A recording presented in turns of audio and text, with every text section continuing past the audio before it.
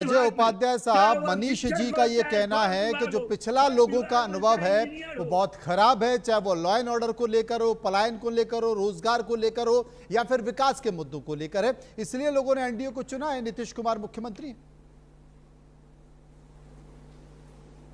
देखिए, जब भी आज की बात की जाती है तो भाजपा की एक विडंबना है कि वो हमेशा इतिहास में चली जाती है या 45 साल बाद भविष्य की बात करती है। सच्चाई तो है कि लोग वर्तमान में इनसे चाहते हैं कि रोजी रोजगार मिले, सामान्य स्थिति में पलायन से मुक्ति मिले। 20 साल से आपकी सरकार है, कोई 1-2 साल तो रही नहीं है, इसलिए 20 साल पुरानी सरकार को कोसने से आपके इस सरकार के परफॉर्मेंस और इसकी कमियों को हम तो नहीं छिपा पाएंगे।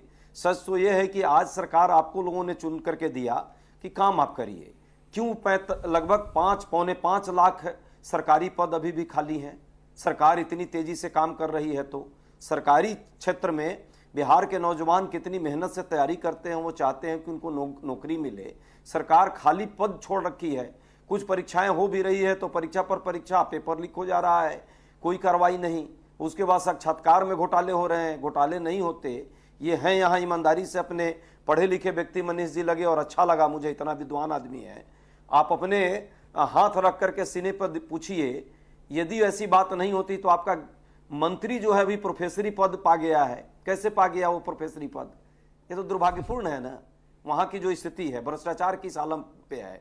जहां तक बात शिक्षा की बात की है, मैं फिर कोट कर रहा हूं, शिक्षक जो है लगभग 2,17,000 पद खाली पड़े हैं। शिक्षा का क्या स्थिति होगा? स्वास्थ्य के मामले में मैं नहीं कह रहा हूं, नीति आयोग भारत सरकार का है, वो बार बार रिपोर्ट कर रहा है कि कुपोषण में, बेरोजगारी में, बेरोजगारी में, कुपोषण में और इसमें स्वास्थ्य और शिक्षा के मामले में सबसे निचले पायदान पर बिहार जो है डिजर्व करता है। आखिर ऐसा क्यों है? यदि इतना विकास आपने किया तो जो इसके अलावा जो परिस्थिति है, निजी क्षेत्र में रोजगार की बात बार बार की जा रही है, 1 करोड़ दे देंगे। अरे भाई 1.9 का रेशियो है बिहार में, चीनी मिल सब बंद पड़े हैं, कोई नया औद्योगिक क्षेत्र आपने बनाया नहीं, जबकि राष्ट्रीय स्तर पर 11.3% है। तो ये तो डेटा है, मैं तो आप ही के डाटा की बात करता हूं। एनसीआरबी का आंकड़ा है, पिछले सालों में कुल 60,000 हत्याएं बिहार में हुई हैं, 25,000 से ज्यादा बलात्कार की घटना है। में कांग्रेस पार्टी का या राज्य सरकार का नहीं है, एनसीआरबी का डाटा है, भाजपा की सरकार केंद्र में है।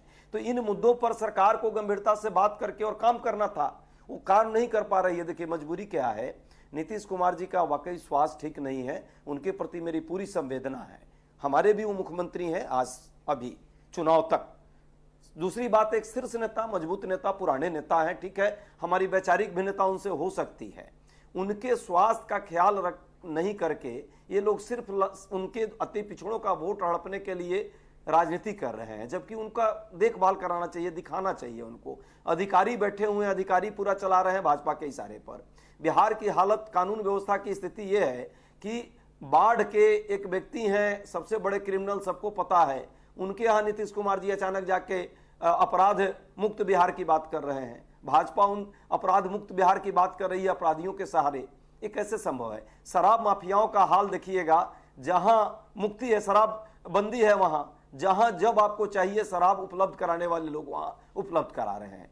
मतलब पूरा पुलिस एडमिनिस्ट्रेशन लोगों की सुरक्षा में नहीं, शराब माफियाओं की सुरक्षा में लगा हुआ है। रेत माफिया हर जगह प्राकृतिक संपदा और राज्य की संपत्ति को लूट रहे हैं, कोई कार्रवाई नहीं हो रही है। जितने ये जमीन के ठेकेदार हैं, ये अलग रोज बवाला कर रहे हैं, क्योंकि कोई प्रशासन नाम की चीज नहीं है। ठीक है, जनता उब चुकी है, परेशान है, सच्चाई ये है। जवाब दे दीजिए। इनको लगता है कि किसी तरह मुखौटा नीतीश जी का दिखा करके और भाजपा जो है सरकार बना लेगी, ये असंभव है। नीतीश कुमार जी की अपनी उपस्थिति वहां रही है, लेकिन अब वो उस स्थिति में नहीं है। उनका स्वास्थ्य का ख्याल रखना चाहिए इन लोगों को, रादर कि आप उनके स्वास्थ्य पर भी आप राजनीति करके और चाहते हैं कि बस सत्ता आती है। अति पिछड़े लोग समझ रहे हैं इस बात को, इसलिए इस बार नहीं होने वाला कुछ। नहीं, प्रोफेसर साहब बहुत प्यार से बहुत सारी चीजें बोल जाते हैं, लेकिन अगर आप बिहार की आर्थिक स्थिति देखें तो पिछले 20 साल में जब से एनडीए की सरकार रही है, अगर जीएसडीपी देखें तो हम लोग हमेशा से शुरू के 3 या 4 में रहे हैं, और कई बार तो 10% से ज्यादा जीएसडीपी रहा, जो देश में सबसे सर्वाधिक में से एक रहा है। तो ये तो एक परफॉर्मेंस है बिहार सरकार की, और इनको भी मानना पड़ेगा कि बिहार में अगर कहीं जाना है, अगर राहुल जी को भी आज अपना मोटरसाइकिल लेके घूम रहे थे ये सड़क किसने बनाया? ये आज इसीलिए पॉसिबल है, राहुल जी इतना घूमे और 17 डिस्ट्रिक्ट 25 डिस्ट्रिक्ट में गए, क्योंकि इस सरकार ने, ये वो सरकार है जब हमारे मुख्यमंत्री ने बोला कि अगर सब जगह बिजली नहीं आएगी तो मैं चुनाव नहीं लड़ूंगा। आज आप पूछ लीजिए इनसे कि पूरे बिहार में बिजली, और पूरे बिहार में मुफ्त बिजली जो है वो 125 यूनिट सबके घर पे जा रही है कि नहीं जा रही है, आप इनसे पूछिए। तो देखिए, इनके लिए एक पर मायना हो सकता है, पर बिहार की गरीब जनता के लिए, पिछड़े जनता के लिए, उनके लिए सड़क, उनके लिए बिजली, उनके लिए पानी, क्योंकि उन्होंने कुछ काम ही नहीं किया 50-60 साल। बिहार में ना पानी था, ना सड़क था, ना बिजली था, ना स्कूल था, ना हॉस्पिटल था। तो आप ये सोच लीजिए कि जो बिहार की आजादी, आर्थिक आजादी जो है, और जो लॉ एंड ऑर्डर की आजादी है, वो शुरू ही हुई जो है जब एनडीए सरकार थी। उसके पहले इन्होंने कुछ किया ही नहीं, तो उसको करने में भी टाइम लगता है, और वो धीरे धीरे धीरे धीरे धीरे धीरे जा करके एक रास्ते पे पहुंचा है। और इसीलिए मैं मानता हूं कि बिहार का जो सर्वांगीण विकास जिस तरह से और होना चाहिए था, लेकिन आप समझ लीजिए कि पूरे बिहार की जो जीएसडीपी थी, जिन्होंने छोड़ के रखा था राजद और कांग्रेस की सरकार ने, वो बॉम्बे के बजट से कम होता था बिहार का बजट। आप सोच सकते हैं, अगर आपके जितने भी व्यूअर्स वो सुन रहे होंगे, पूरे बिहार 15 करोड़ की जनता, आज उसका बजट बंबई के बजट से कम होता था। और आज कंपेयर कर लीजिए बंबई का बजट और बिहार का बजट, आपको आसमान और जमीन का अंतर नजर आएगा। तो लेकिन बावजूद इसके मनीष जी, बावजूद इसके बिहार से पलायन रुका नहीं है। बिहार का युवा बिहार में रहना नहीं चाहता है, वो बिहार की जगह किसी दूसरे राज्य में रहना चाहता, पर वो बिहार में रहना नहीं चाहता। इसका कारण क्या है? नहीं मनोज जी, आपकी बात से मैं असहमत हूं। मैं आपको इसीलिए कह रहा था, पंजाब क्या गरीब राज्य है? पंजाब के सारे लोग आप देख लीजिए, सब कनाडा और यूके और यहां रहना चाहते हैं। आप आंध्र प्रदेश चले जाइए, वहां के लोग सब अमेरिका और इंग्लैंड में रहना चाहते हैं। गुजरात के लोग भी रहना चाहते हैं, महाराष्ट्र के। तो देखिए, यहां से कहीं बाहर जाना, अच्छा अपॉर्चुनिटी ढूंढना और किसी जगह में जाना, ये कोई एक पैरामीटर नहीं है जिस पर आप जज कर सकते हैं। ये कोई चित्ररंजन जी, ये कोई पैरामीटर नहीं है पलायन, क्योंकि ये एक मुद्दा नहीं हो सकता है। अपनी स्वेच्छा से लोग जवाब दे दीजिए। हाँ, और उन सब राज्यों में बहुत नौकरी है, लेकिन चित्ररंजन जी, भारत के लोग राज्यसभा में भारत सरकार का जवाब है कि बिहार से 3 करोड़ लोग पलायन किए हुए हैं। अब मनीष जी को कहीं थोड़ा चुप रहने के लिए सुन लीजिए मनीष जी। और पूरा देश हमारा है, तो अगर हम बाहर जाते हैं उसके लिए नहीं है, लेकिन मनीष जी, चित्ररंजन जी महत्वपूर्ण बात कर रहे हैं, सुन लीजिए। मनीष जी, धीरे-धीरे बिहार प्रगति की ओर जा भी रहा है। मनोज जी, राज्यसभा में भारत सरकार का जवाब आया था। हमारे माननीय सांसद संजय जी ने सवाल पूछा था, तो जवाब आया था कि 3 करोड़ लोग बिहार के बाहर हैं, पलायन किए हुए हैं दूसरी जगह। बिहार में जब जातीय सर्वेक्षण कराया गया तो 92 लाख लोग अभी भी गरीबी रेखा के नीचे हैं। इनके विकास की स्थिति है। बिजली की बहुत बढ़ चढ़कर बात कर रहे थे। आज बिहार में स्थिति यह है कि 1 यूनिट बिजली भी बिहार पैदा नहीं करती। बिजली खरीदती है और उपभोक्ता को देती है, उसमें मुनाफा कमाती है, मुनाफा कमाती है। इन्होंने कहा 125 यूनिट बिजली फ्री में दिया जा रहा है। तो पहली बात तो यह योजना जो है आदरणीय तेजस्वी जी का जो विजन था उसी का नकल इन्होंने किया है। हम लोगों ने महागठबंधन ने घोषणा किया था कि महागठबंधन की सरकार बनेगी, हम 200 यूनिट बिजली फ्री देंगे, और निश्चित रूप से सरकार हमारी बनने वाली है, हम 200 यूनिट बिजली फ्री देंगे। अब यह 125 जो दे रहे हैं, इसमें देखिए आप पता लगा लीजिएगा, बिहार में जिस दिन से 125 यूनिट बिजली फ्री हुआ, जो है सो बिजली कटना शुरू हो गया। अब बिजली का लाइन जो है कटना शुरू हो गया। अब लोग सब जगह आम चर्चा है कि भाई जो है 125 यूनिट बिजली फ्री का दिए, अब तो जो सो बिजली कटना फ्री हो गया। यह इनकी स्थिति है। अब यह जो कर रहे हैं शिक्षा की बात, लालू जी के शासनकाल में, राजद के शासनकाल में, जहां पर 15 और 20 लड़के भी थे और विद्यालय नहीं था, प्राथमिक विद्यालय खोला गया। ऐसे 6000 प्राथमिक विद्यालयों को इनके रीजन में बंद कर दिया गया।